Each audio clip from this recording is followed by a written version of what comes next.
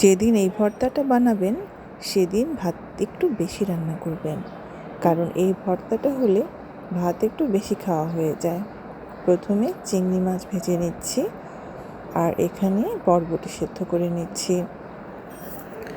বরবটিটা সেদ্ধ হয়ে গেলে তারপর অন্যান্য উপকরণগুলো রেডি করে নিয়েছি। এখানে রসুন কুচি, পেঁয়াজ কুচি আর কিছু কাঁচামরিচ, আর চিংড়ি মাছগুলো খোসা ছাড়িয়ে নিয়েছি। তো এবারে একটা ফ্রাই প্যানে অল্প সরিষার তেল দিয়ে বরবটিগুলো ভেজে নিচ্ছি, সামান্য লবণ দিয়ে দিচ্ছি।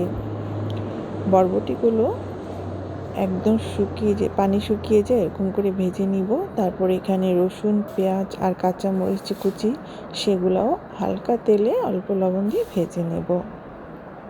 চিংড়ি মাছটাও একটু ভেজে নিচ্ছি, যদিও আগে ভাজা ছিল, না ভাজলেও চলবে। এবারে সব উপকরণ ব্লেন্ডারে ব্লেন্ড করে নিব। আপনারা পাটায় বেটেও বানাতে পারেন অথবা ব্লেন্ডারে, যেভাবে বানান ভর্তাটা কিন্তু খুবই মজা হয়।